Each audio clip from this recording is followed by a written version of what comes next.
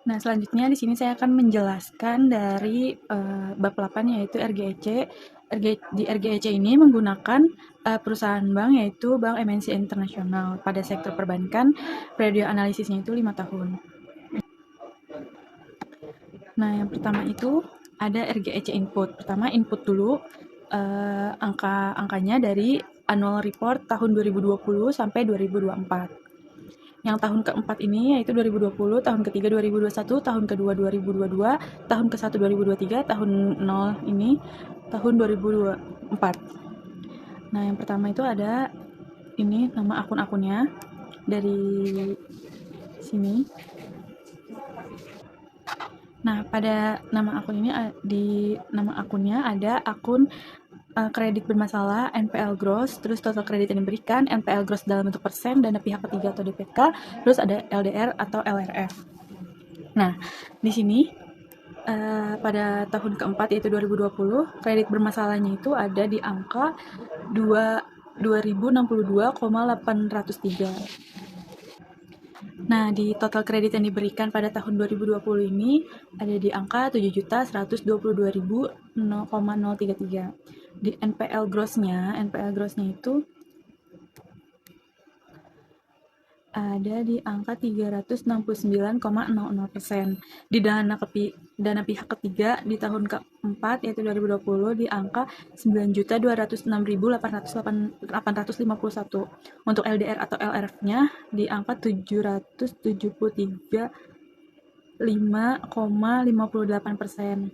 Terus di laba sebelum pajaknya ada di angka 15.954. Terus total asetnya itu ada di 11.652.904. ROA-nya itu di 13,69%. Ini pendapatan bunga bersihnya ada di angka 368,535.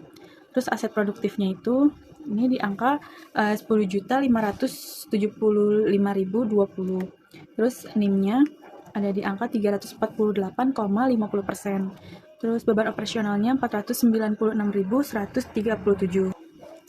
Nah, terus ini yang di pendapatan operasionalnya itu di tahun 2020 ada di angka 576,062. Terus bopoknya itu ada di angka 8.612,56%. Terus ada modal tier 1 plus tier 2. Yaitu di angka 1.270.983. Ada ATMR-nya juga di angka 8.070.167.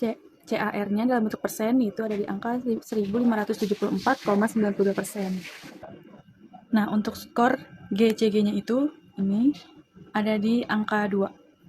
Semua angka ini didapat dari data annual report pada Bank MNC Internasional semuanya. Dan selanjutnya sama juga kayak di 2020 untuk tahun 2021 sampai 2020. Selanjutnya ada di penilaian RGC. Nah, di penilaian RGC ini masuk ada juga nama akun yang tadi, yaitu NPL gross persen dan LDR atau LRF persen. Di sini dari tabel yang tadi, sheet yang sebelumnya, di RGC input masuk ke sini tabel tahun 2020 tadi, dan begitu juga tahun-tahun yang berikutnya. Nah, di sini skor GEC-nya juga tetap sama, 2, sama seperti sheet yang tadi. Terus ROA-nya ini juga dari sheet sebelumnya, semuanya juga dari sheet sebelumnya angkanya. Chart juga, nah di sini untuk tahun yang ini, itu ada rumusnya itu seperti ini, IF, dan dari tabel-tabel yang ada di sini dan di sheet sebelumnya. Dan semuanya juga sama ini. Terus lanjut ke narasi, sheet narasi. Sheet narasi ini untuk perbandingan self-assessment versus analisis mahasiswa, analisis saya sendiri. Nah, di sini pada identitas banknya itu nama banknya Bank MNC Internasional, periodenya 2020 sampai 2024. Sumber laporan GEC tadi, GCG yang angka 2 tadi itu dari annual report di tahun 2020 ada di halaman 174, 2021 ada di halaman 208, 2022 ada di halaman 227, dan 2023 ada di halaman 222, dan di 2024 ada di halaman 251. Nah, di sini yang kedua ada di self assessment bank. Nah, di sini juga dari annual report, skornya itu dari 2020 sampai 2024 itu 2, dan predikatnya itu baik. Di sini ada keterangannya. Di sini keterangan pada di 2020 itu manajemen PT Bank MNC International Tbk telah melakukan penerapan tata kelola yang secara umum baik. Hal ini tercermin dari pemenuhan yang cukup memadai atas prinsip dan tata kelola. Apabila terdapat kelemahan dalam penerapan tata kelola, maka secara umum kelemahan tersebut kurang signifikan dan dapat diselesaikan dengan tindakan normal oleh manajemen. Untuk yang di 2021 sampai 2024 sama aja narasinya sama kayak di 2020 karena dari annual reportnya seperti itu. Nah, di sini ada penilaian mahasiswa, penilaian saya. Kelengkapan Dewan Komisaris. Untuk di sini, apakah jumlah dan komposisi komisaris independen memenuhi ketentuan OJK? Dan di sini itu memenuhi ketentuan OJK karena komposisi Dewan Komisaris termasuk komisaris independen telah sesuai sehingga fungsi pengawasan dapat berjalan dengan baik. Nah, ini yang kedua, berapa persen kehadiran rata-rata Dewan Komisaris dan Direksi? Tingkat kehadiran rapat Dewan Komisaris dan Direksi sangat baik, sekitar 98% atau berdasarkan rekap kehadiran pada laporan GCG. Dan terus, di sini yang ketiga, apakah bank memiliki sistem WBS? Berapa laporan diterima? Bank telah memiliki sistem whistleblowing system atau WBS sebagai sarana pelaporan pelanggaran selama tahun pelaporan yang diterima 0 laporan melalui WBS sehingga tidak terdapat kasus yang memerlukan tindak lanjut investigasi. Di sini selanjutnya, apakah Ketua Komite Audit merupakan komisaris independen? Jawabannya, Ketua Komite Audit merupakan komisaris independen sehingga telah memenuhi prinsip independensi. Ini apakah detail remunerasi direksi atau komisaris diungkap? Bank mengungkap kebijakan dan besaran remunerasi direksi serta Dewan Komisaris dalam annual report, sehingga aspek transparansi telah terpenuhi. Ini isi angka 1-5 berdasarkan kajian kualitatif Anda. Saya memberikan 2, karena secara umum penerapan good corporate governance di bank sudah berjalan dengan baik. Nah, ini kesimpulan dari saya, perbandingan dan kesimpulannya.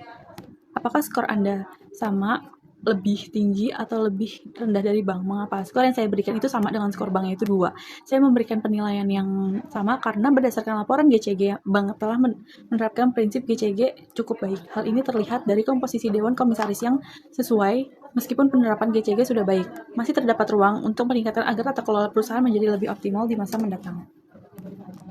Dan yang kedua, ada di temuan utama. Untuk di temuan utama itu soalnya apa aspek GCG yang paling kuat atau lemah dari bank ini? Aspek GCG yang paling kuat itu adalah aspek GCG kehadiran rapat dewan dan penerapan pengawasan, karena tingkat kehadiran rapat mencapai sekitar 98%. Selain itu, bank juga telah memiliki WBS, Komite Audit Independen, serta transparansi dalam penyampaian informasi remunerasi.